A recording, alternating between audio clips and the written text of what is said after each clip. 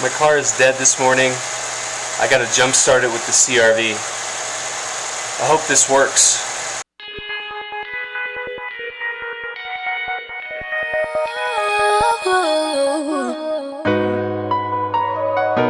Come on, everybody, sit down.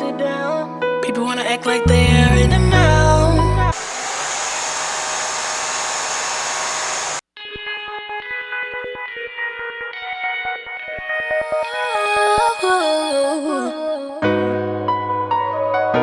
Come on, everybody, sit down. People wanna act like they are in the know. Well, I'm here to wipe off your smile and tell you what's the word around town. I know you don't wanna hear the truth. I know you hate the fact that I actually have the proof. It's like, but I just need you to believe. I'm talking the good, the bad, the ugly. Remember back in 02 when I was in school and acting a fool. My soul got set. Day 4 coming at you here of the 365-day discipleship vlog going through the Bible chronologically. Today we look at Job chapters 1 through 5. It's hard to think of anyone in Scripture that had it worse than Job did. Like, this guy literally had everything and then literally had nothing. My little snafu this morning of having to charge my car, I get upset over little things like that. I can't imagine being in Job's shoes. Chapter 1 of Job opens up with the introduction of who Job is. Scripture tells us he's this blameless, upright person who has all of this wealth and is constantly interceding for his children. So Satan then comes, he's with the sons of God, and him and God kind of begin to have this dialogue where God tells Satan, he tells the accuser, "Have you considered my servant Job?" And Satan's response is basically, "Lord, look how much you've blessed him. There's no way. Like that's the reason why he follows you and honors you, but if you take that stuff away, he will curse you." And God says, "All right, go for it, Satan." Then what happens is Job loses everything. And even in the midst of losing everything, this is what Job says. "Naked I came into the world, and naked shall I return. The Lord gives, and the Lord takes away. Blessed be the name of the Lord." Then in chapter 2, we see God and Satan, the accuser, having this dialogue again. And Satan this time essentially saying, if you strike the man himself, he will then curse you. And God gives permission to Satan to essentially cause this incredible pain, physical pain, upon Job, in addition to the emotional and mental pain he's experiencing with losing everything. But he cannot kill Job. Then towards the end of chapter 2, we are introduced to Job's 3 friends that we'll be very familiar with throughout this book. His first friend is Eliphaz, Bildad, and Zophar. Then chapter 3 is a very depressing chapter in the Bible. Job essentially laments the day that he was born. Then chapter 4, Eliphaz, he then responds to Job and has this idea that those who are innocent, that they won't have these bad things happening to them, but those that are ridden with sin, calamity will fall upon them, is kind of the gist of what he's saying.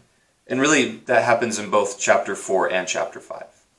What's really important in understanding the book of Job, and really much of Scripture, is there was this prominent thought that if something bad happened to you, it was because God was punishing you for either something you did wrong or someone in your family or someone in close relation to you, something that they did wrong. In John chapter 9, we see this issue, this thought being played out in a narrative where Jesus heals a blind man. As Jesus and his disciples were passing by, they saw a blind man, and the disciples' response, or their question to Jesus was, "Rabbi, who sinned that this man became blind?" And Jesus' response is very interesting. This is what Jesus says to his disciples. "It was not that this man sinned or his parents, but that the works of God might be displayed in him. And I think that this is important for us to note as we're going through Job. While all this horrible stuff is happening to him, he is blessing the name of the Lord. Eliphaz, even when he talks to Job, he talks about this idea that God is the one that causes it to rain on the earth. God lifts up the lowly. God frustrates the craftiness of the crafty. God is the one that saves the needy. There was just this thought back then that God is going to do whatever he wants to do. And we have to be okay with God doing that stuff. And we know now that whenever God does something, and maybe it's something that is really perplexing to us or even frustrating to us, that we trust and believe that God has a plan and a purpose in it. Maybe you're going through a very challenging time right now. Take comfort in the fact that God himself is working that situation out. Number one, for his glory, which is the best thing, and then for your good, for you to grow and be more like Jesus.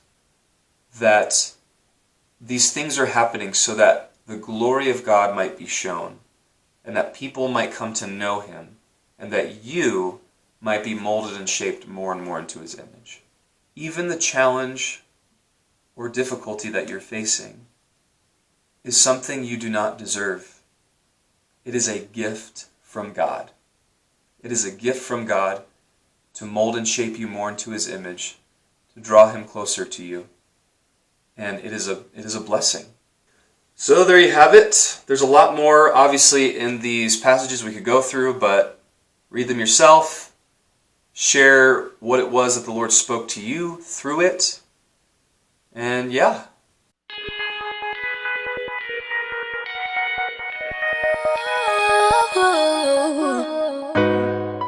Building. The child also has a blowout. What? Blowout child. That's disgusting. So gross.